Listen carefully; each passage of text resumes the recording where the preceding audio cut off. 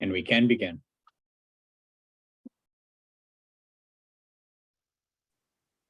Good morning, everyone. My name is Barry Kramer, and I am the chair of the HGAR Fair Housing Committee. And I welcome you this morning to our event, legislative update on fair housing. And I promise it'll be an event filled with great information and updates on fair housing. My role today is basically to say good morning. I want to introduce just a few folks who are on the Zoom with us this morning. Jana Courier, who's the CEO of HGAR, and Michael Malone, who is the Director of Professional Development. Tony Danzica, who is also one of the panelists, but I will single out as also President-elect. All of the other speakers will be introduced this morning by Brian Phillips, who you also see on your Zoom today. And Brian is the Vice Chair of the Education Committee for HGAR. And Brian will also introduce all of the other panelists with us today. I will say it's been a busy year for fair housing. We've dealt with a lot of new initiatives from the state, and we've done everything and responded and wanted to make sure that everyone was notified of any changes related to fair housing and kept our membership informed. To that end, we've done a number of events, a fair housing event, which was held in April, a seminar that took place at our office as an update on fair housing, as well as several other events, including Fair Street USA, which was a wonderful event that we held at the White Plains Library in June. And that was an event which featured a number of small houses, which we did in conjunction and partnership with several other local fair housing organizations. Finally, on July 26th, in celebration of National Disability Independence Day, we also featured another event.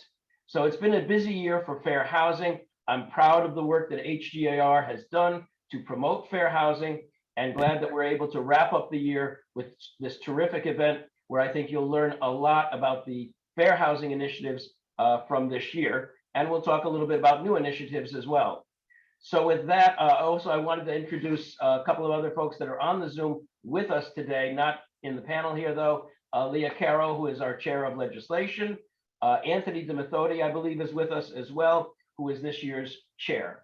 So thank you so much for all of you for joining us for this event. I'm now going to pass it over to Brian Phillips, who will serve as our moderator and will ask the other panelists to introduce themselves. Thank you so much, Barry. Anthony DeMethodi is this year's president. I'm Brian Phillips, and as Barry stated, I'm Vice Chair of Education Committee at the Hudson Gateway Association of Realtors, and an associate broker at Douglas Elliman Real Estate in Upper Manhattan. I'm a board of director at the Hudson Gateway Association of Realtors, as well as an incoming 2023 board of director at the New York State Association of Realtors. I've been selling real estate for more than 2 decades, selling and leasing. I'm licensed for both the Real Estate Board of New York Residential Listing Service, as well as hold a separate realtor license for the One Key multiple listing service for data in Manhattan, as well as the surrounding markets. I have 4 esteemed panelists with me today. If each of you would please state your full name and provide a brief bio. Tony Danzica, why don't you kick things off? Sure. Good morning, everyone. Thanks, Brian, for putting this together, and Mike Malone and Barry Kramer for the great job you guys always do. My name is Tony Danzica. I am the president-elect for 2023 for the Hudson Gateway Association of Realtors. I started out as an attorney. I'm still an attorney, but I practiced for a law firm. When I first graduated law school, we represented primarily property managers and developers in New York City. And I always enjoyed the business side of real estate. And I decided to sort of jump the fence. And right now I have a management company. I manage co-ops, condos, and single and multifamily rental properties. So I do deal with a lot of the issues that we're going to be talking about today. And I'm happy to share my insight and my experiences with everyone. Thank you, Tony. Stephen Kirkpatrick. Good morning. My name is Stephen Kirkpatrick. I'm a partner with Romer DeVos in Manhattan, and I actually started out on the property management side, managing buildings for a couple of owners in New York City. And so I learned the business aspect, and then I went to law school and have been representing many property owners, also tenants, in all sorts of real estate related issues, including many human rights related issues, hence the focus today. Thank you. Thank you, Stephen. Andrew Smith. Hey, good morning. Andrew Smith with the not-for-profit Westchester Residential Opportunities in White Plains. Thank you very much for having me. It's always great to join HGAR in all your fair housing activities. We really appreciate the partnership. I'm bathed in sunlight. If you can find a warm puddle of sunlight, I highly recommend it this morning. Westchester Residential Opportunities is primarily based, primarily does work in Westchester County, although our fair housing work extends beyond into the lower Hudson Valley.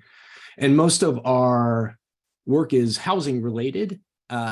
Housing counseling in particular is what most of our folks do. And that means helping people get rental assistance to stay in their apartments and not get evicted, helping people deal with mortgage foreclosure issues, helping first-time home buyers find a home, get grants, figure out the real estate process, introduce them to agents and mortgage bankers and things like that. We also do affordable housing. So we are an affirmative marketer for affordable housing in Westchester County. That's a new gig for us that we're very excited about. And we provide housing for individuals dealing with mental illness as well, and supported housing for them. So a bunch of different stuff that's housing related. On top of that, we have a robust fair housing program, and that's, I think, probably why I'm invited to be here today. So thank you very much for having me. I look forward to the discussion. Thanks for that, Andrew. And John Harrigan. Yeah, thanks, Brian. Oops.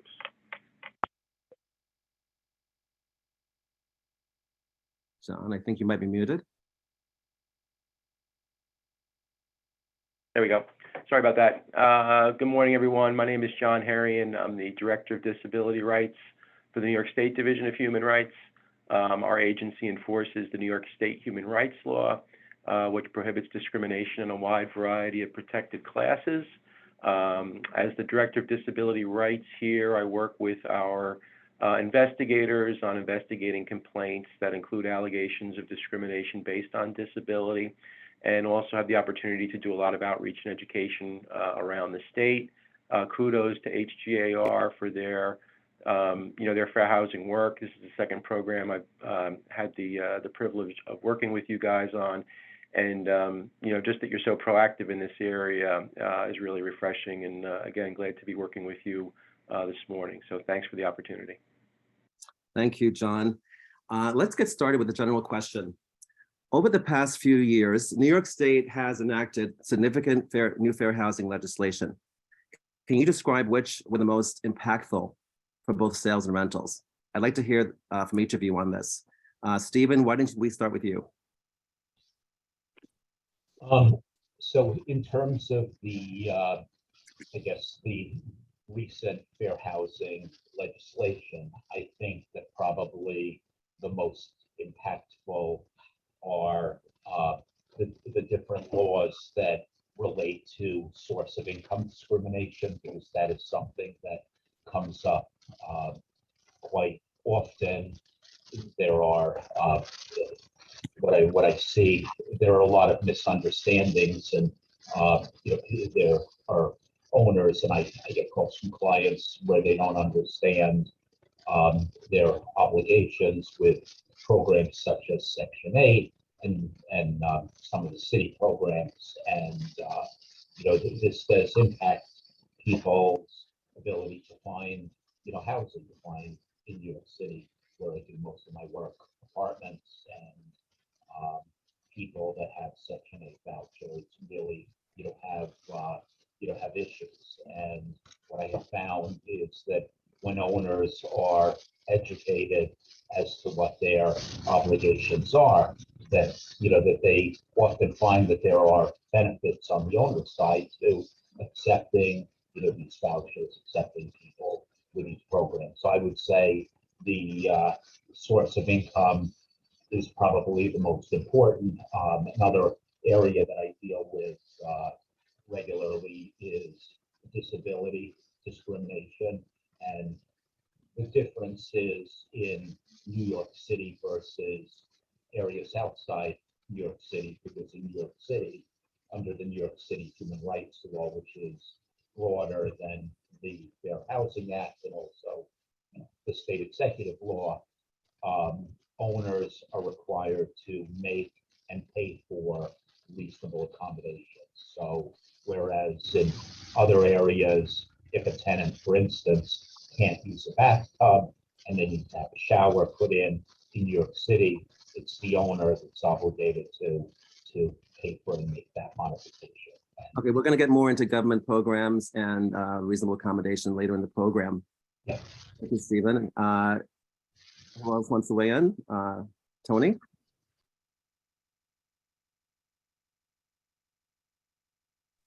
Tony, you're muted. I won't say it's the most important or less important than anything else, but I would say that the emergency rental assistance program that's been in place since 2020 has had an enormous impact on both tenants and landlords throughout New York State. So that's something that we're going to be discussing a little bit later. It's one of our major issues, but that's something that impacts fair housing. Can a landlord accept the ERAP funds? Or what's the ability of a landlord to evict a tenant? So there are a lot of issues that are involved with ERAP, and that's probably had probably one of the most significant impacts on landlords and tenants statewide. Okay, we're going to discuss ERAP and what it means later in the program. Andrew?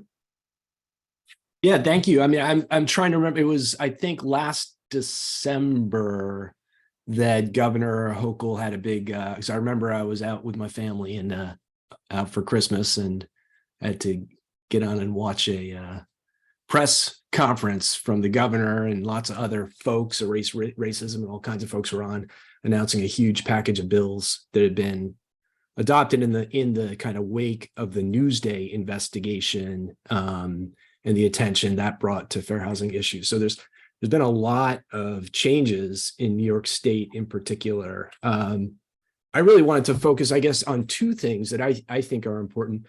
The first is that earlier at the beginning of this year, New York State added domestic violence victim status as a protected class in the New York State human rights law. And that's something Westchester has had and still has a protection specifically for DV victims, stalking victims, et cetera. But I think it's very impactful that the governor and the legislature, viewed DV status as such an important protected class that they added it to the law. The other thing I wanted to highlight for you all is there's been a change in New York State coming out, in the governor's budget last year, where the state has now a budget line item to support organizations like WRO. So I'm an interested party in this, but to do testing, fair housing testing work, and education and outreach work. So New York State is ahead of the curve. It's very progressive nationwide in providing state funding for fair housing organizations to do their work. Most of the funding that supports that work comes from HUD. But New York State, I think, recognizing the importance of the issue, and that New York State has its own protected classes like source of income or DV status, things like that matter to the state, has put their wallet on the table. So we're appreciative of that and hope that will continue into next year's budget and beyond. Please define WRO again for us, please, Andrew. I apologize. It's Westchester Residential Opportunities Inc. is the name of our organization, but it's too much of a mouthful to get out too many times a day. So I refer to us as WRO. Thank you so much. My pleasure. John, which legislation are the most impactful? Yeah, thanks, Brian. I think for me, it's the marriage of a concept with the provisions in the fair housing law that we're going to talk today about reasonable modification. Aging in place, when we do programs with either, groups or agencies that represent people with disabilities or programs with people with disabilities, programs with the aging population, Department of Aging, a common theme that comes up is the desire for people as they age to stay in place. So, of course, for realtors, we want to get you a new place. We want to get you out of your old place maybe and into a new place. So how does that impact on realtors? And, the thought there is that, when people are getting older and looking to downsize, maybe looking to get out of, a single family home into a smaller home or downsize into a rental, a lot of times people who are in that aging population who are developing infirmities or mobility issues, they don't want to end up in nursing homes. Nobody really does. So wanting to move into or wanting to land in a home that's accessible for them, that's usable for them, is a very consistent theme that I hear across the board.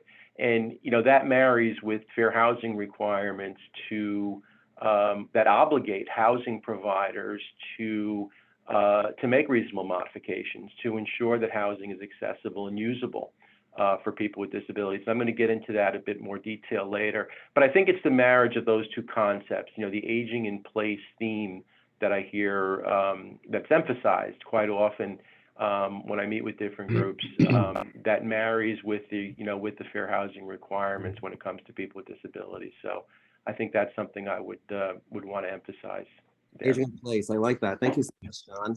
Can I, just to follow on John's comment, may I make a shameless plug? So WRO is looking to partner with Habitat for Humanity, New York City and Westchester, going into the new year, 2023, to implement a new aging in place program to provide seniors with accessibility modifications like John's talking about. So homeowners, basically folks who own their home over 62, and we are working on finding money to fund that program. So we're going to start small, but we're very excited about the program and very excited to partner with Habitat for Humanity because we know housing, but they know how to build things. So anyway, keep an eye out if you do have clients, constituents, or whatever who are in the sort of situation John's describing, of they need to add a chairlift or grab bars to their bathroom to enable them to stay put in the home that they've got. We're hoping that we'll have some resources available in Westchester County to support those kind of activities. Mm-hmm. Sorry, thank you. Yes, thank you. Let's turn to a discussion about assistance animals. Service animals versus emotional support animals. What is the difference? And are they both classified as assistance animals? John, you want to start this off? Yeah, so this is a great topic. We consistently get a lot of questions around, what are housing providers' obligations when it comes to emotional support animals, service animals, just the fact that they have so many different names lends to the challenges. So a couple of things here. So we're talking about housing, and in housing, there's a much broader universe of animals that are allowed. What happens is there's a confusion between what is a place that's open to the public, not residential, a shopping center or a restaurant. They have certain rules contrasted with the rules that a housing provider has. So I always answer the question with the question, where am I standing? If I'm standing in a restaurant, we're talking about different types of rules and requirements. But if I'm in my home, which is the focus of today's program, the laws allow for a much broader universe of the type of animal, the type of assistance that an animal can provide for a person with a disability, But again, the word is reasonable in the statute. So the more exotic the animal, the emotional support king cobra probably is not going to be as reasonable or reasonable at all in many instances. So, when we're talking about places that are open to the public, it's service animal, which means dog or miniature horse. If a housing provider assumes those requirements and says that's all I have to do, they're going to run into trouble because residential housing entities that are covered under the law, you can have an emotional support cat, or something maybe a little more exotic, but not a whole lot more exotic. So it can be a different type of animal, and it also can include emotional support. Emotional support is just that. It's, when a case comes to our agency, we're looking to connect a couple of dots. One is, does the person have a disability? And two, is the need for the animal disability related? We need to answer both those questions affirmatively for a right to attach under the state human rights law. So it's not just a preference, I'd like to have a cat, but there's no disability, or I have a disability but would like to have a dog, but there's no disability related need for the dog. There are no rights attaching there under the state human rights law. But once there's a disability and a disability related need for the animal, that's when we're talking about rights attaching to that. And sometimes get asked, well, how many animals are reasonable? It's typically it's one. That's a pretty fair answer. Now, are there instances where multiple animals may be needed? Yes, they very, very rarely come to before our agency. And again, our investigator is going to ask for medical documentation to support the need, the disability-related need for multiple animals. And again, I think it runs up against the wall of reasonability when you're talking about multiple animals. I do my fair share of rentals, and what comes to mind is a customer approached me, says she has an emotional support animal, and she has a second dog that she's going to get certified, which makes me think the process is easy. And I wanted to, you were just addressing the question as to how many support animals one can have. Maybe is it set by the landlord? How many? So there's two things here. One is a pet policy, right? So a landlord can have a pet policy and list any type of restrictions that they want when it comes to a pet. Only a certain number, only a certain size, only a certain breed. That's all fair game. When we're talking about somebody with a disability and they are asking to have an animal that's either on the restricted list or is bigger than the size limitation or more than one, a landlord, a housing provider can ask for medical documentation to support that, or, to support that request. That's another distinction between housing and places of public accommodation. Landlord can ask, in good faith and in due diligence, can ask, when, if the disability, let's say, is invisible. We're talking about the more challenging situation here, where it's somebody with a psychiatric maybe, or a cognitive disability, and there's a disability-related need for the animal, is when we're in the realm of reasonable accommodation. So, is the process easy for the animal to get certified? It can be. Can a landlord scrutinize that process if they have good faith or reason to? Yes, they can. But you want to be careful that you are not making assumptions, that you're not playing doctor, and that you're not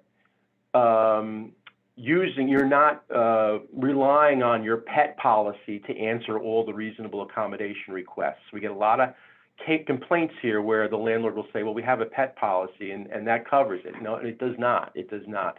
An emotional support animal, an assistance animal is not a pet. It's an animal that's there to provide service for a person with a disability to accommodate their needs. So I think, when housing providers get concerned, it's easy to download the certificate online or what have you. Yeah, it is. But landlords have the discretion to ask for medical documentation to support the need. And our investigators are going to ask for that same documentation, and it needs to be sufficient. If a question is, arises, well, this letter is from a doctor in Canada, or this letter is, from some other type of a service provider, housing providers can get to the bottom of that a little bit. But if it looks like they're, entrenched in not really wanting to give the accommodation or asking for more and more medical information, that's where somebody can end up with a problem. So landlord, Another issue is disclosure. Go ahead, Brian. landlord can request medical documentation. Is there any documentation that's protected under the law? Any documentation that's protected under the law? I don't follow your question. I The apologize. landlord would not be entitled to. One more time. Can you repeat it? That the landlord would not be entitled to. So how much Any- medical can you require, an interview with the doctor? Can you require to know specifically what the, I think you're going to run disability- afoul of a lot of different requirements if he has to interview the doctor personally. I would first off, you got, the renter or the tenant has to give you permission to speak with his or her doctor. So, but you could have a checklist of items. You could typically here's what we're looking for. We're going to be investigators here are looking for, is there some type of diagnosis? Is there some type of a disability? And is there a disability related need for the animal? What type of service is the animal providing to diminish the impact of the impairment on that person? And if those dots get connected, there really isn't a lot more room to start to dig even deeper and have that information in writing and then say, well, I'd like to interview the doctor. I'd like to speak directly with your doctor. I think you're starting to run into the realm of an effective denial of the request for accommodation, and you could end up, having to respond to a complaint here for that. Okay, thank you. That's good enough. Thank you very much, John. Let's turn to criminal background checks. Last Thursday, the Civil and Human Rights Committee held a hearing on the Fair Chance for Housing Act, which would prevent landlords from running as well as considering a potential tenant's criminal past before renting out apartments. To a New York City panel, what is the Fair Chance for Housing Act, and how would this legislation impact landlords and co-op boards? Stephen? So the first point is that this is a proposal. It's a bill. It's not yet enacted legislation. There's a lot of opposition to it. My prediction, based upon prior legislation at the city council level, is that there will be very significant amendments to that legislation. I saw that as a result of the public hearing that happened, I think, a week or so ago, there was already discussion about some carve-outs in the law. So it's really hard to predict where it will end up. But if a bill like that is passed, then I think that there is a likelihood, it seems, that there really is a push that it will be passed in some form. I don't know what form, that it will definitely have an impact on many landlords there, and what I would expect is that the same as there are now restrictions on landlords looking at court records and eviction history, that many landlords will do these searches and just not tell people that they're doing them and make decisions. And I think that is what's going to happen on the ground, and there will be lots of complaints and litigation filed as a result. So Stephen, why did this act come about, and which crimes or offenses are excluded from this legislation? Well,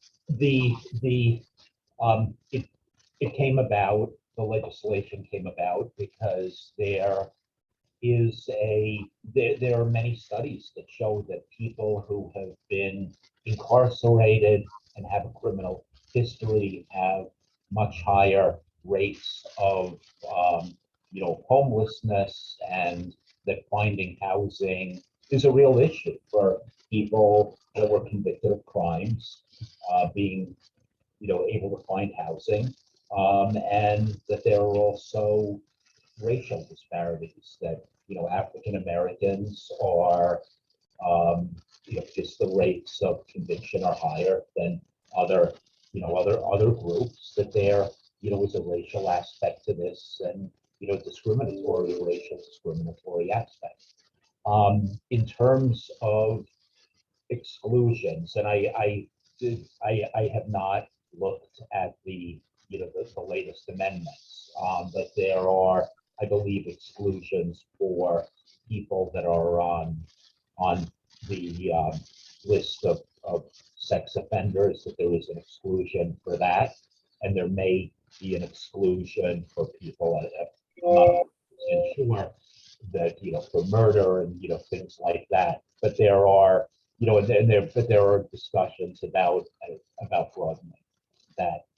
Okay, thank you, Stephen. Some landlords and some co-op boards screen tenants and shareholders by running various reports, among them a sex offender registry, which you just mentioned. Can you comment on what's allowed and what's not allowed under the current or proposed legislation? Again, I think I would just, I would caution that the legislation, it really is a work in progress, and it will very likely, again, based on bills that I've been involved with and, it's seen progress. It's very, very hard to predict what the final outcome will be. So I other than going, to the city council hearings and speaking either in favor or against, I think it's, it's risky to make assumptions, but on what the bill will end up being. But one of the exclusions, I believe, as I mentioned, is the sex offender list. I cannot imagine that that's a very common screening. I can't imagine that there will not be an exclusion for that as the bill progresses and is enacted, because it's something that studies show that there is a likelihood, unlike with other crimes, there's a higher likelihood of reoffense, and there's a closer tie to safety and somebody living in an apartment building that has a history of this. So I would expect that will be one of the exclusions, and as you said, Brian, that is something that is screened for now. But beyond that, I don't want to guess what will end up being in the bill and what will be excluded. Okay, does anyone else want to weigh in on this question? Yeah, I'm happy to. I think so. What we're the legislation, the bill, I'm sorry, that that Stephen's talking about, I believe, is a New York City based initiative, right? But I think this is an area where at the local, the city level, as well as at the state level, maybe nationally, where we're going to see some changes over the next couple of years, would be my guess. There are a number of state bills that have been introduced or that are being worked on now that address various aspects of criminal history. And I think a big part of it is, like Stephen said, there's huge bias in the criminal justice system against Black and brown people. And I think that's been understood and acknowledged as fact for a while now. And advocates want to figure out how to address that in housing. And the other aspect to it, frankly, is that, if someone is convicted of a crime and they go and they serve their time, they come out, they don't need to be repunished. They've already gone to jail. They've already done their time. They should be able to get a job and find a place to live and become a valuable member of society, having paid the price for the crime they did. So right now the world doesn't work like that, and so something's got to change. There are at the state, there is a bill that I believe is called the Clean Slate Act, something like that, which it sounds similar to what's going on in New York City. I don't know that that's gained. I don't know where that's at in terms of gaining traction.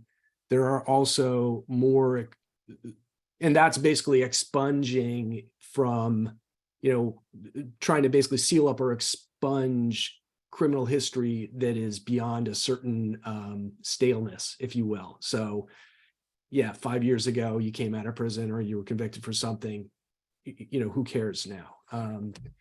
There are also more extreme, there are folks who are proposing basically to add criminal history as a protected class in New York State. So essentially to say, a landlord can't look at any of that.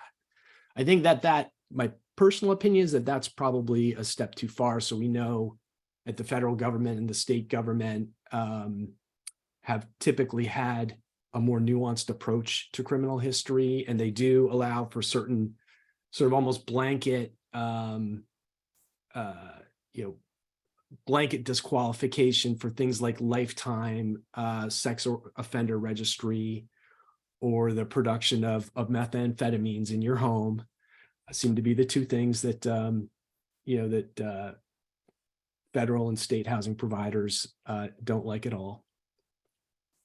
I think where we stand today is sort of where we've been for the past 4 or 5 years, which is in New York State, you are allowed to ask a prospective tenant about their criminal history, their convictions history in particular. You are not allowed to ask them about prior arrests that did not lead to a conviction. The one nuance there is that there is a pending arrest. You are allowed to consider that. You're also not allowed to look at certain sealed convictions, whether they're like, youthful offender type things or other sealed convictions. So that's really mostly about arrest records. So if you have a question on your application about arrest records, that's probably problematic. And our advice to people is to not answer that question, even if the answer is yes. At the federal government, HUD, I guess around 6 years ago, came out with some pretty nuanced advice on criminal history that basically they say a bunch of things. They say, one is that you have to consider each individual on a case-by-case basis. So you have to do an individualized assessment of the prospective tenant based on the recency, how long ago whatever happened, the severity, how bad it was, how significant a crime is it, and then other kind of mitigating circumstance like rehabilitation. Have they been through a Narcotics Anonymous or AA, whatever? Have they done significant rehabilitation? That sort of approach is really where we're at now, and it is quite nuanced. And the recommendation from HUD, as well as I believe from the state, would be that each landlord should have a written policy that describes, that lays out how they do this analysis, and possibly ways, provide some guidelines based on, again, severity and recency of a crime. We won't look at a felony conviction that's more than 5 years old, but we will consider it if it's less than 5 years old, for example. Interesting. So the landlords can set a policy on this, as far as how long ago the crime was committed, or the date of incarceration. The landlord can set those requirements as part of the application. Yeah, and that's the recommendation. I'd say if you are a smaller landlord that's too big a lift to create a written policy and run it by your lawyers, New York State Home and Community Renewal has, which they do a lot of the affordable housing in New York State. They have guidelines. They have a worksheet for dealing with this, as well as credit scoring issues. They would love it if everybody in New York State adopted their guidelines and used their worksheet, because they think they did a great job. But that's a great alternative if you don't have the time, money, or expertise or whatever to create your own guideline, is basically to say, I'm going to follow New York State HCR and use theirs. Yeah, You want to have a handed approach, right? You want to treat all applicants the same, and you don't really want to deny someone's rental application just on the basis of the criminal conviction, right? You want to take the whole application, consider all of the different elements of the application, not just that one factor. Yeah, that's right. And it's sort of there's a little dichotomy there, right, Tony? Because they're basically saying you need to have a written policy that says what you're going to do, but then they're also saying you have to do an individualized assessment. So at the end of the day, you want to provide your management as much guidance as you can, but there needs to be an individualized assessment that takes into account all these factors and weighs them in a thoughtful manner. And provides the tenant the opportunity to weigh in as well, right? The prospective tenant. That's certainly one of the HCR requirements, is that they get the opportunity to respond and say, hey, you don't get it. You know, I'm a new person now. Right. Thank you. That's very insightful. Thank you so much for that, John. And I agree with you. When someone's done their time and they don't need to be replenished. That was well said. So let's turn to good cause eviction. Actually, Brian, can I speak for a moment? So Yeah, I want to mention, we love questions. If you have any questions related to any of the topics that we are covering, feel free to enter them into the Q&A. We are going to try to address all of your questions toward the end of the presentation, so we're going to allow sufficient time. So again, we love your questions. I am going to take moderator privilege and answer one of the questions from my friend Nick Wolf. Nick, absolutely, co-op boards cannot reject an application because the person has an emotional support animal. I'll certainly allow the panelists to elaborate on that, but I can tell you unequivocally, a co-op cannot reject a buyer that has an emotional support animal. And there's one other additional question in the Q&A. We'll get to that at the end. So thank you so much for your questions. We will get that at the end of the presentation. Sorry to interrupt, Brian. Thank you, Barry. Let's move to good cause eviction. In parts of the state, there has been a great deal of talk about good cause eviction. Can you define good cause eviction and how it affects tenants and landlords? Tony and Stephen, if you would take this one. Sure. So right now in New York State, we have a set of laws that dictate how we can go through the eviction process, right? If you don't pay your rent, obviously you could start a non-payment proceeding. If you're in violation of one of your lease obligations, then the landlord has the option to serve a notice to cure, let the tenant know, these are your violations, this is what you have to do, comply by a certain date. If the tenant doesn't comply, then the tenant will be most likely served with a termination notice. Could be a 5-day, 10-day notice, whatever it may be. And basically, when you do that's called a holdover proceeding, when the tenant is being evicted for, let's say, a lease violation. There are reasons why the landlord is choosing to evict that particular tenant based on the terms of the lease. Okay, so there are causes, right?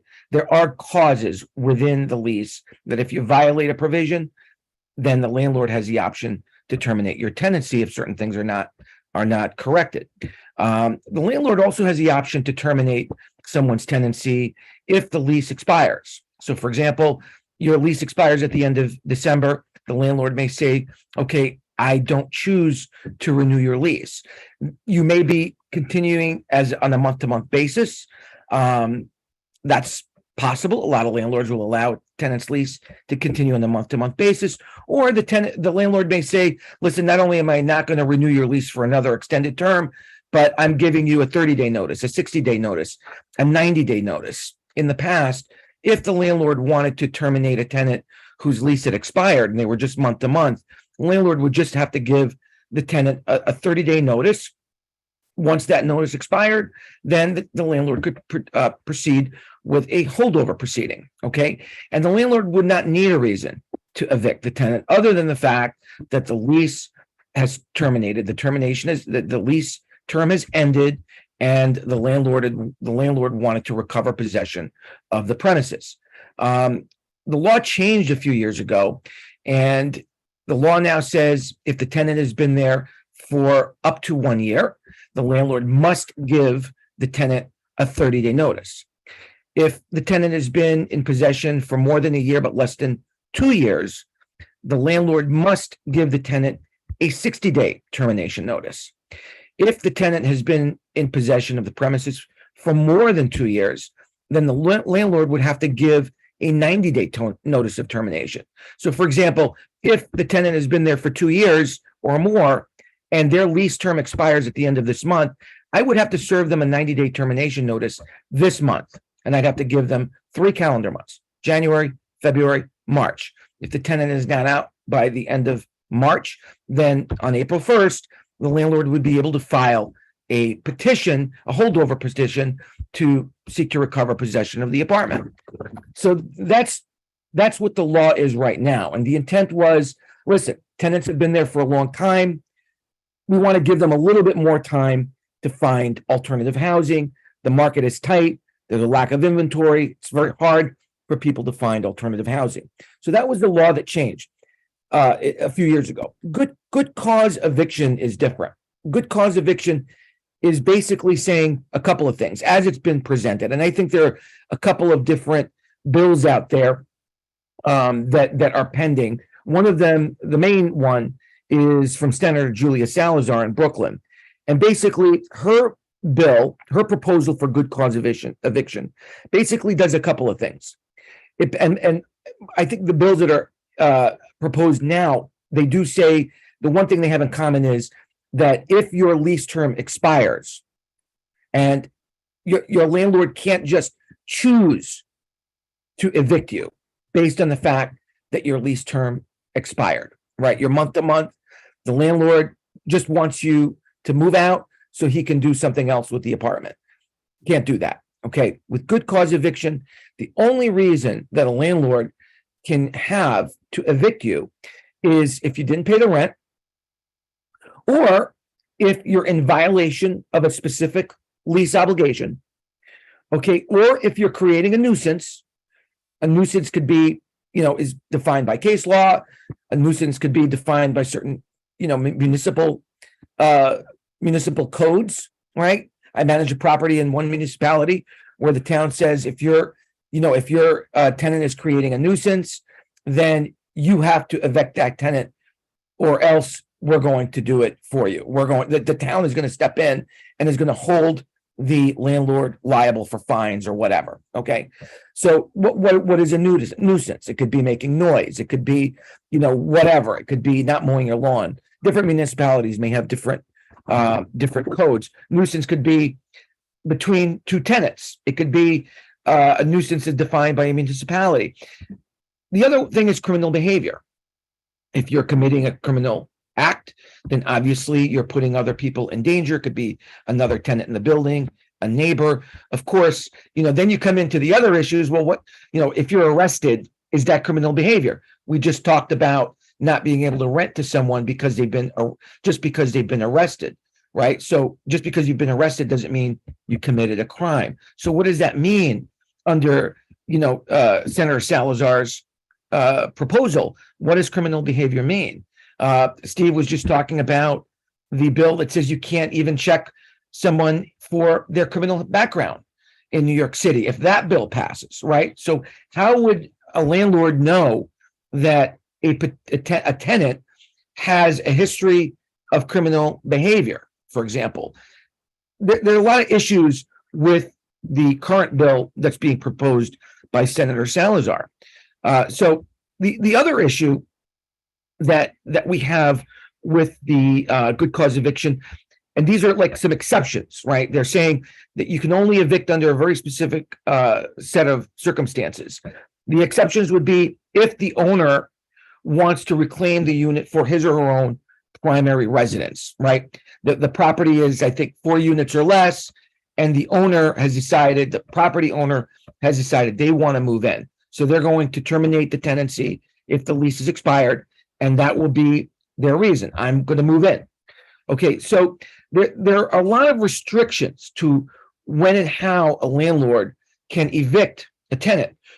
One of the issues that a lot of landlords has is that sometimes you have a tenant who's creating a nuisance, but it's very difficult to prove, right? Because when you go into court, when you serve a notice to cure and you're saying you're making a lot of noise, you're not cleaning up after yourself, you're discarding your trash improperly. There are people coming in at all hours of the day and night. We think that you might be engaged in drug dealing. Okay, these are things that happen all the time.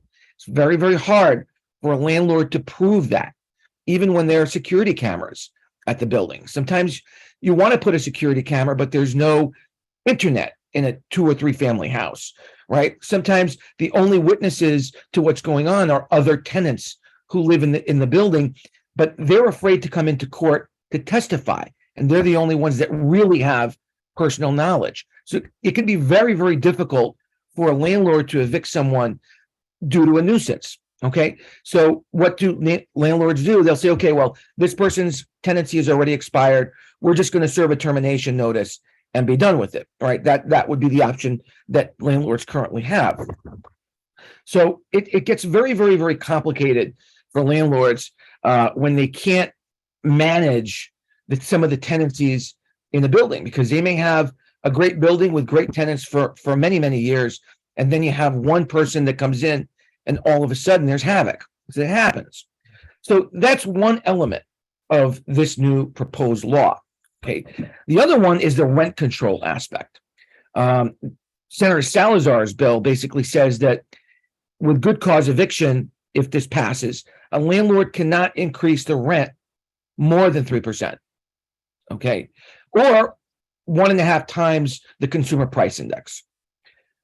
So there's a couple of issues with that. You know, number one, there are already laws on the books that deal with rent control, rent regulation. This kind of upends that. Okay. The other thing is we're experiencing inflation right now, 6-7% inflation. That's twice as much as a 3% cap that the current proposed bill allows for. So there are a lot of issues with this. A lot of the people in the real estate industry are very much opposed to this law. The New York State Association of Realtors, their position is that we're against this law. There have been calls to action to basically tell our local officials that this is not the kind of bill that's going to help people find affordable housing. This doesn't help us create affordable housing. It doesn't help us keep affordable housing. One of the arguments is that if we have these price caps, landlords are not going to want to renovate their buildings or make repairs. There's not going to be any money to do that. You look at things like insurance premiums for building owners, insurance premiums, umbrella policy premiums. They've been going up far greater than 3%, more like 10%. You've got some carriers that don't even want to cover certain certain aspects of properties. For example, like umbrella coverage. You have insurance companies that are pulling coverage out of that market. That's increasing the rates. You've got water bills in the city of New York that regularly are increased each year more than 3%, sometimes 6 or 7%. So there are a lot of issues that this bill, I think the intention is probably to be able to provide housing to tenants, prevent tenants from losing housing, but this doesn't create housing. It doesn't do that. So there are a lot of issues with this. You're very passionate about it. I didn't want to interrupt you. We have to be mindful of the time. Stephen, do you want to weigh in on this? Yes, as to the local bills, the courts have pretty uniformly now said that these are improper, that these conflict with state laws, and there's a general rule in New York that localities cannot pass local laws that are inconsistent with state law. So I believe that reasoning is very sound, that if there are appeals, and to my knowledge, there have not been appeals in these cases, that the holdings will be affirmed on appeal, and the local laws will not be enforceable. As to state law, I have, and again, this is a bill, this is not a law that has yet been passed. I have grave concerns about this bill, because I agree with Tony that this is just another version of rent control. That's what it is. It's rent control by another name. Because the way rent control works is that you bar evictions or you limit evictions, and then you restrict the levels of rent. That is how, every rent control law, that's how they operate. And that's what this is. This is another rent control law. And, as was stated, the 3% increases are, very, very low increases. To me, it's unclear how this would all tie in to the current rent stabilization structure, because under rent stabilization, there's a New York City Rent Guidelines Board, and the Rent Guidelines Board considers, or at least is supposed to consider, whether they in fact do consider, their arguments that they don't, but they're supposed to consider what building owners' operating expenses are, heating costs, real estate taxes, et cetera. And a 3% increase to me sounds like a very low increase. It's a low increase, and the reality is, and I do see this just on the ground, representing a lot of owners, and many of my clients are smaller building owners, and smaller building owners just can't operate anymore in New York City. Small building owners are selling their buildings to the Blackstones, to the BlackRocks, to the Goldman Sachs, to the big corporate, owners, and there are articles in the papers about how these corporate type owners are buying up real estate, because the reality is that it's really hard nowadays for a mom and pop owner to do business in New York City, and New York State, because of all the regulation and restrictions on rent. And if you don't have very, very deep pockets, it's it's hard to operate.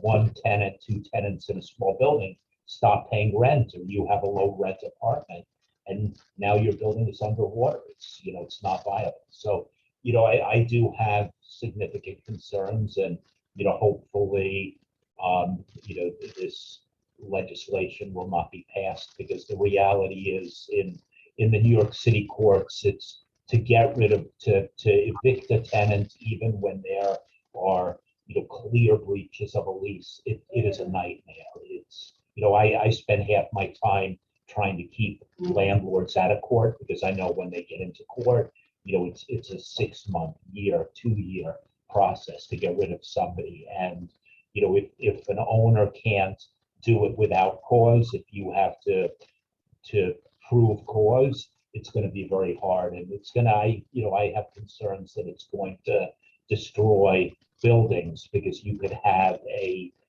tenant that's a problem tenant, and it's going to make it impossible to get rid of that person. And you can have a great building with one or two bad tenants, and that great building that turns into a problem tenant, a problem building, impacting the rest of the building residents. Thank you, Stephen.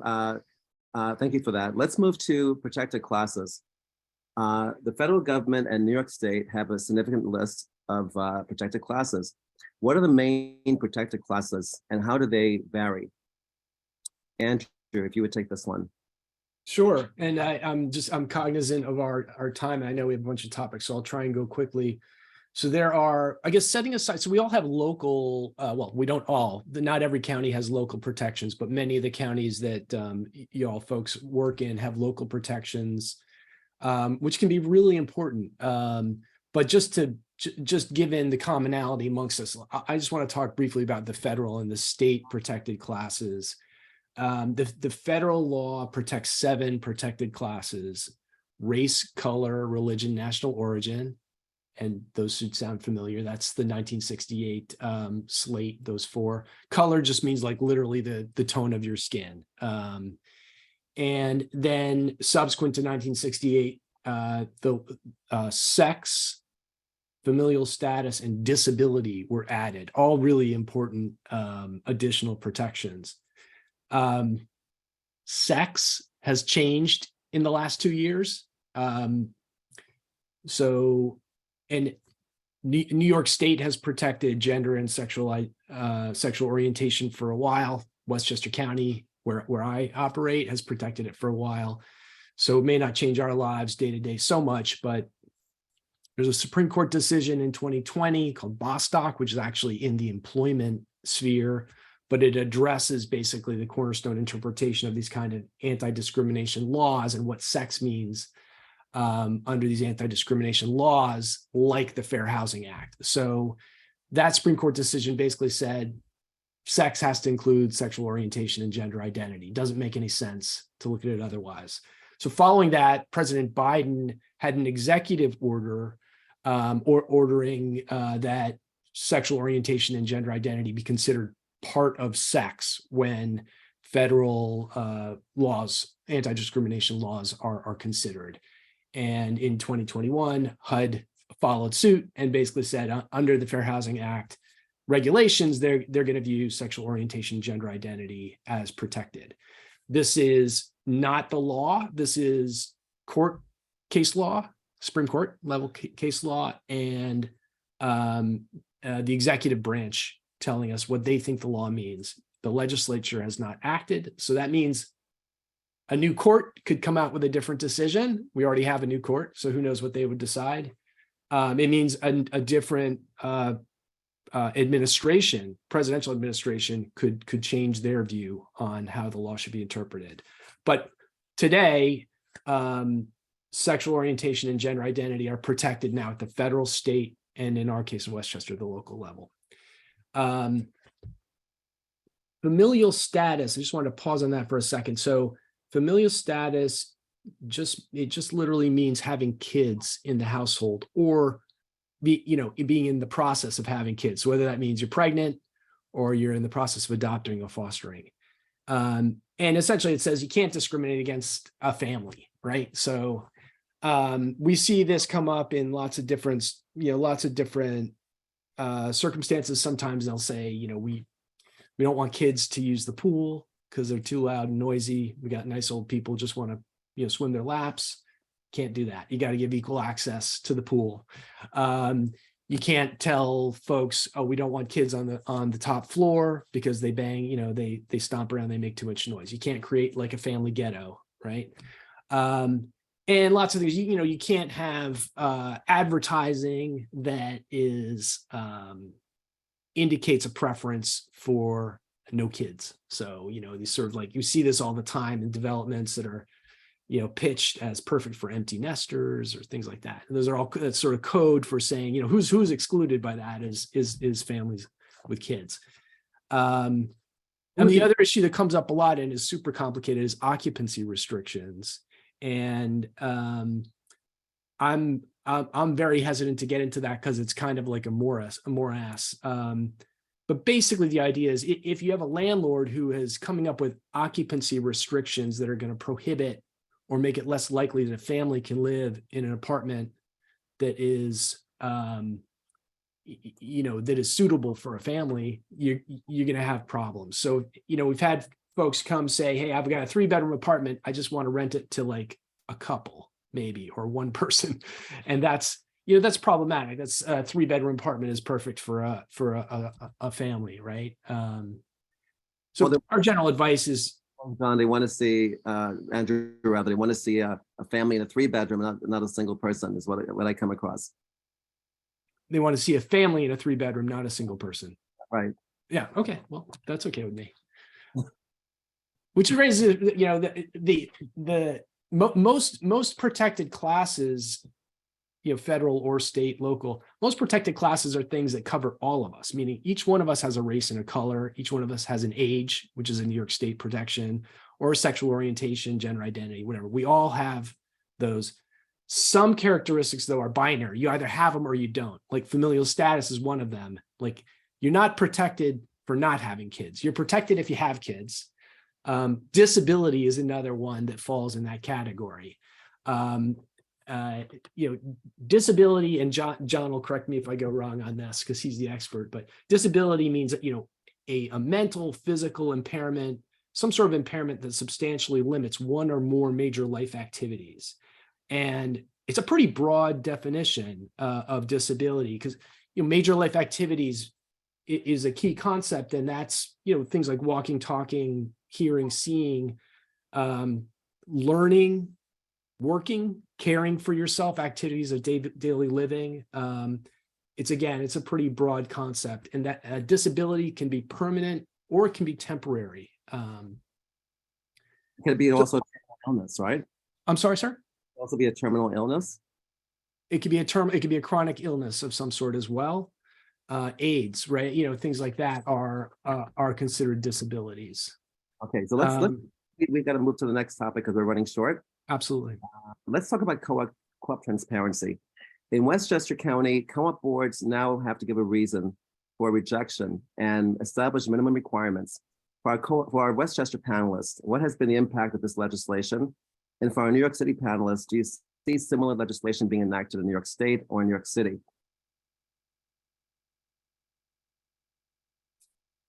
New York City, let's see, Tony, Stephen, Andrew? I guess I could start out very quickly. So in New York City, there have been bills at the city council to do this, to have transparency. I believe that there was one, I don't know if it was 2022, I think it may have been 2021. My opinion is that there's a low likelihood that one of these bills will pass in New York City. The co-op condo owners are a pretty powerful lobby, and there was vigorous opposition to that because the view is that if if there is transparency, there will just be a volume of lawsuits that people will be challenging their rejections, and there was concern about that. So my prediction is, because the co-op condo owners, they vote, they're organized, I think there is a low likelihood of that kind of bill passing in New York City. Andrew, what is your take on this? Yeah, I'm happy to start on the Westchester, where we're at in Westchester, and we'll see if we can entice Barry to join us, because I know this is a topic of near and dear to his heart. So for obviously different, co-ops are not a big deal in a lot of the state. There's there are counties in the state that have no or few co-ops. In Westchester County, there are a lot of co-ops, and they are the most affordable form of home ownership that is commonly available. So from a fair housing perspective, it's a really important market to have functioning well and fairly. And I think the efforts over the past 10 years or so, a lot of it spearheaded by HGAR, are really to try and create that fairness in the market. And we've come a long way. I think there's been, when the 2018 law was put in place that required a process and a number of other things, but not a reason, not a stated reason for a rejection. I think the industry, the co-op, managers and their advocates said basically, this is not a big deal. There are not a lot of rejections. You don't need to worry about this. You're overreacting. And what we saw sort of in the next couple of years is just like hundreds of rejection letters every year. I mean, it's a real, I think the wind was kind of knocked out of some of the opposition to adding some more robust features to the law, which now requires a written letter that states the reason. It requires education for co-op directors, a number of other things to make it more robust. And I think just to, again, co-op boards are not bad people. I know some of them are in front of me right now, but they are generally not real estate professionals. They are generally not people who are trained in fair housing laws. And, they are I don't want to say they're like nosy neighbors, but they're basically like their job is to create a community that they feel is friendly and like-minded and is going to get along, and people you want to have as your neighbors. And unfortunately, that's sort of a recipe for bias to enter into the equation. People like people who look like them. And that means people who cook, who talk with an accent or have different color skin or cook food that smells really weird, are not, are often not the people that are necessarily invited into that community. So I think the requirement for fair housing training has been hugely impactful. We've participated in, WRO has done 6 trainings now for co-op directors, a couple hundred of them, and we'll do more next year. And we're happy to provide that as a service. I Thank you. think. Okay, Stephen, sorry, thank you for that, Andrew. Sure. Tony, want to weigh in? Sure. I manage co-ops and look, I think people want to do the right thing. A lot of people don't do the right thing. I think what boards need is some clear guidelines so that we know what the expectations are. If somebody's put in an application and a decision isn't made in 30 or 45 days, I mean, I think that's reasonable to have a time limit, for example.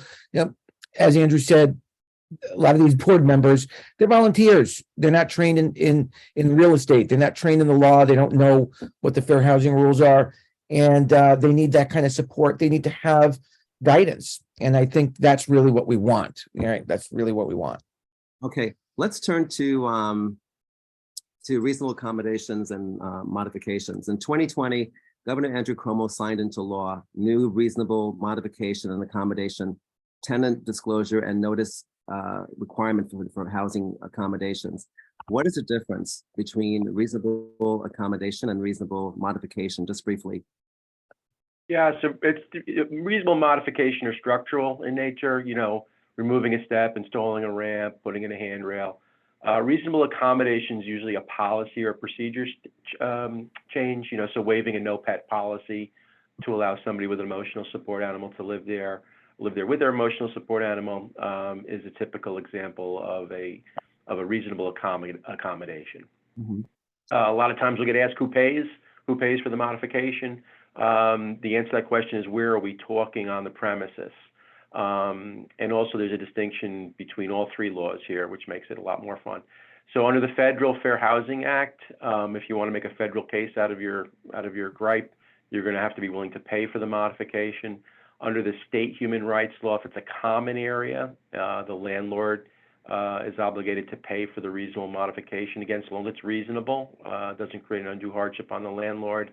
And Stephen, I'll defer to you on the city human rights law requirements on who pays when it comes to reasonable modifications, if you don't mind weighing in. Yes, so in New York City, the law is very clear. The landlord pays for everything. The landlord pays for modifications in common areas. Landlord pays for modifications inside apartments. If a tenant, the law is very, very broad. The New York City human rights law talks about basically the landlords have to make reasonable accommodations, even though they may involve modifications as well.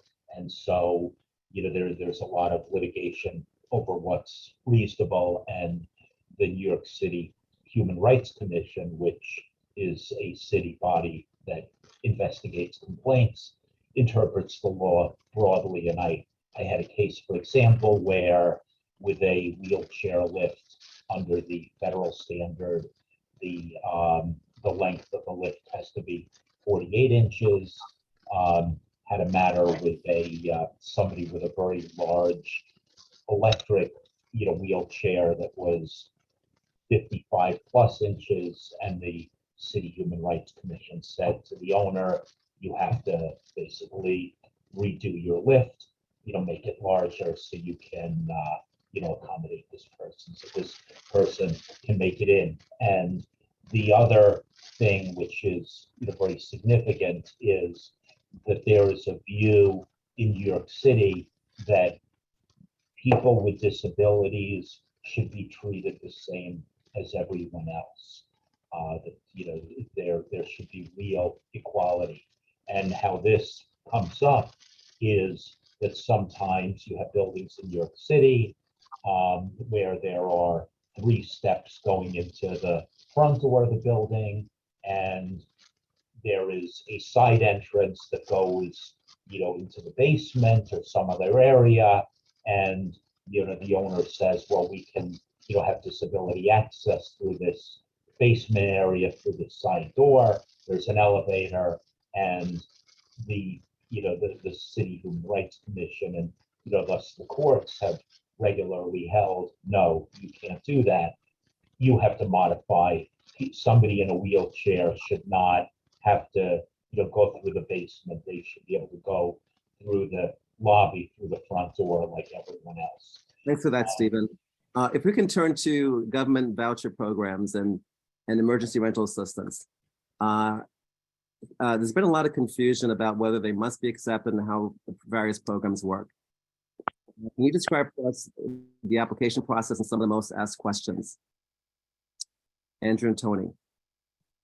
Yeah, I can start. So, you know, I think, well, it was mentioned at the top of the hour that, you know, the 2019 Lawful Source of Income Act in New York State is one of the most significant changes to the law over the past 3 years. And basically it says that you must accept vouchers. You must treat them like any other means of paying the rent. And we've had source of income protections in New York City and Westchester County and Suffolk and Nassau, I believe, as well. So this is not brand new, but it is statewide now. So that means, you know, that means a number of things. One, you can't say, well, I don't mind, Section 8's fine, but I don't want to have to deal with the administrative burden or the inspection requirements, things like that. That's part of the program. You're stuck with it. It means there may be some delay in getting a tenant into a unit to secure that because of administrative delays or whatever. And unfortunately, that's kind of a too bad. How long is that, Andrew? The process? Well, the issue is this: it should take. I'm not sure what what legal requirement is. I mean, it should take a couple weeks and 30, 45 days, I think, is not uncommon. It really depends on the voucher provider that you're dealing with. And again, I'm thinking of Section 8 vouchers. There's like tens of different types of vouchers out there in our community with different administering agencies and potentially different requirements. We know HUD's requirements for Section 8, when they do an inspection, they are looking for things that are beyond what the building inspector looks for. And that can be very frustrating for landlords, but that is the requirement. And you get inspected, I think, once a year from HUD, or at least that's the idea. So I think it's going to be an interesting time over the next year or two. We are really just starting to see cases, legal cases, lawsuits that have been brought under the 2019 law, just now starting to percolate through the court system and the agencies like DHR, where John works, is an administrative agency that hears cases, and they are starting to come out with rulings on source of income issues. So we're going to have a lot more clarity around some of the harder questions, I hope, like how do you apply a multiple of income? A multiple of rent requirement, an income requirement, consistent with the source of income law. That's a question that is pretty unclear right now. Our view is that, that those multiple requirements are, just discriminate against voucher holders most of the time. Things like credit scores, what are the requirements? What requirements are you allowed to apply to a voucher holder in terms of a credit score? So you're getting most of your rent from the government, and their credit, last I checked, was pretty good. Over the pandemic, I think their credit was the only good credit, as far as I can tell. I'd like to add to that because, prior to the pandemic, and there are a lot of misconceptions about the Section 8 program. Prior to the pandemic, I would have clients or potential clients calling me about investing in properties And then when we would start listing them for rent, the client would say, listen, I don't want Section 8, I don't want this, I don't want that. And of course, now you've got to educate your client on what the law is. After the pandemic, I get a lot of potential clients calling me saying, listen, I want to rent to Section 8 because it's guaranteed, and it is guaranteed. And with Section 8, look, a tenant has to get recertified every single year. There's a formula. It depends on, how much a tenant earns at work. If the tenant works, for example, some people think that just because you're in Section 8, you don't have a job. That is not true. The idea of Section 8 is to put a tenant in a position where they're not paying more than a certain percentage of their total income toward the rent. That, they want the rent to be affordable for the tenant. So when a tenant is signing up for Section 8 and they get that voucher, whatever portion they end up paying is going to be an amount that the program is deeming it to be affordable for that tenant. Okay. So are there going to be situations where a tenant won't pay their share? Of course, but that happens with everybody, regardless of whether you have Section 8 or not. Most of the landlord and co-op board can ask for in terms of documentation from a program renter. A voucher. That's it. You show the voucher that, the tenant applies for the program if they get accepted, and it could take years for a tenant to get approved for a Section 8 program. And they get a voucher that basically says, you're good for a 3-bedroom apartment. Okay. If you've got only one child and it's 2 people in the household, Section 8 is going to say, we're not going to put you in a 3-bedroom. We're not going to allow you to do that because your voucher is good for a 1-bedroom or a 2-bedroom. And of course, if the 1-bedroom apartment, if the market rate is $1,000 a month, you can't go for a 3-bedroom apartment that might be $4,000 a month. So there are restrictions on where the tenant can go, but the tenant could take that voucher and go from Long Island, Nassau County, where the rents might be really high, take that voucher up to Syracuse, where the rents may be a lot lower, and still qualify for a 2-bedroom apartment. So, that's the beauty. Or they could take it to California or any other state in the union, right? So the voucher is what it is. And every year the tenant gets certified. They go in, they have an appointment. They look at what's their income, what's their household composition, how many adults, how many children. So the Section 8 looks at all of these different things, and then they'll come up with they'll have a formula, and they'll say, okay, we're going to give you this much money. You're approved for a 2-bedroom apartment. The market rent for a 2-bedroom apartment is $2,000 based on your recertification and everything that we've looked at. We're going to pay this portion. You pay that portion. Okay. All right. Good enough. Deposited directly into your bank account as a landlord. Right. Every month. So all landlords can request the voucher, requires a voucher, no credit score, no landlord history. Well, it doesn't mean that a tenant doesn't have to put in an application. Every tenant should be treated exactly the same.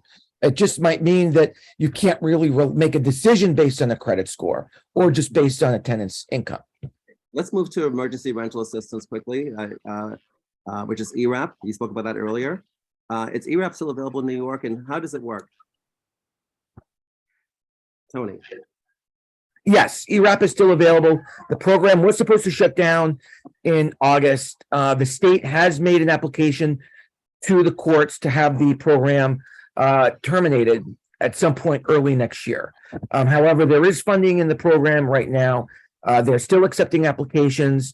Who's eligible? Pretty much any tenant, any roommate, any subletter, anybody who's living in an apartment. If their income since March 20th, I believe, of 2020, if their income has been reduced, if they've lost their job, if they're receiving unemployment benefits, they're pretty much entitled to apply to the program. And the program will, if they're approved, if their application is approved, the program may cover all of the rent due for the past 12 months, starting at March 20th of 2020, right? Not for rent that was due before that. It may even add on an extra 3 months, right? They could pay 12 months plus 3 months of future rent. It really depends on what the tenant's situation is. What should landlords be aware of when accepting this ERAP? Well, there's some issues, as to whether a landlord has to accept ERAP funds. There are cases where landlords have said, listen, I don't want to take ERAP money, because what does that mean if a landlord takes ERAP money? It means, number one, from the date you receive that payment, 12 months going forward, you could never increase the rent for the next 12 months. For the next 12 months, you cannot terminate that tenancy unless the tenant is creating a nuisance, there's criminal activity. There are some very few exceptions, but you can't just terminate a tenant's lease because their lease term expired. Those are Okay. good points, Tony, thank you. We want to move to some Q&A because we have some Q&A in the chat. You want to handle that, Barry? I'm all with you. So here's, we only have a few minutes left, Brian. So I think what we'll do, we're going to be very, very minimal on answering the questions. I'm going to ask you to limit your answers to 30 seconds. Okay. I see Andrew smiling because I don't know if that's possible. But I'm sorry, folks, let's have only one panelist answer and limit your response to 30 seconds. I see 8 questions here in the chat. Hopefully we'll get to all of them. I know Nick Wolf asked about emotional support animals and co-ops. And Andrew, you said you wanted to reply, so you got 20 seconds if you want to say something on that topic. Oh, no, you replied to that, I think, already. I think we're good. So we're going to move on to the next question, a question from Gail Patizzi. Is it correct that assistance animals don't need to be certified? They need to be medically necessary. These online certifications are obtained by paying a fee to get a piece of paper without showing need. One panelist only, 30 seconds. Yeah, I'll take this one, Barry. Don't focus on the certifications. As you say, they're not, they're easy to be obtained. Focus on the medical documentation. That's what you can ask for, and that's where the substance is when these requests come in. All right, thank you so much, Sean. We're going to jump to the next question from Zeb Voss. When a co-op allows the unit to be rented, but the tenant must be board approved, how will the board manage applicants who have vouchers? Please answer this question for co-ops in and outside Westchester. So I'll throw that to one person. Vouchers in co-op rentals. Andrew, Yeah. 30 seconds, Andrew. Co-ops are generally subject to the same source of income law statewide. So you're like any other landlord, as Tony was describing, you have to treat Section 8 income like any other income. You can't discriminate against a voucher holder. All right, thank you so much, Andrew. The next question is from Regina Ladson. If a renter has Section 8 and a pet, the landlord has a general policy of tenant paying a pet fee of $150 at lease signing. Who pays the fee, tenant or Section 8? Well, there's no longer, I don't think pet deposits are allowed anymore. They're not. So that's something that changed in 2019. So you cannot collect a pet deposit. All right, thank you, Tony. So we're going to move on to the next question, also by Regina Ladson. I was recently informed by NICE, our legal hotline, that co-ops cannot charge more than $20 for a rental application. Most listings still show application fees of over $100. What is being done to inform the industry of the change in the law? One person want to handle this one? Don't all rush in. That's a good question. The $20 fee is what it is for everybody, but I think there may have been a carve out for co-ops. Right, I can answer that. That I believe there was a carve out for co-ops because on co-op applications, the application fee could be $300-400 to go into a co-op, and it doesn't really matter whether you're a renter or et cetera, et cetera. I hate to disagree with our legal hotline, so I'll leave the door open a little bit on that one. But to my knowledge, if a co-op charges an applicant $300, that is the fee. Question here. And condos for that matter. Sorry, Brian. Condos for that matter as well. Right. Question here from Ray Hollingsworth-Falud. Does good cause eviction allow a landlord to evict a tenant because the tenant will not agree to rent at a higher rate? 30 seconds, one person. The answer is, if the rate is higher than the 3% in the proposed bill, then you're limited rent cap. Okay. Next question from R. Remney. Can a landlord or co-op deny a tenant because the apartment is unsuitable because of the composition of the family? For example, a 2-bedroom family composition, 2 boys, a girl, and parents. Huh. I'm gonna go, well, I think if you are applying your moral judgment about who should sleep in the same room, you probably have a problem. So if you want to count the number of heads, the number of bodies that are going to be in an apartment and, you know, measure that against the occupancy rules, that's fine. If you're going to be telling people how they have to sleep at night, I think you have a problem. And household composition, let's say for Section 8 program, for example, that usually means number of bodies.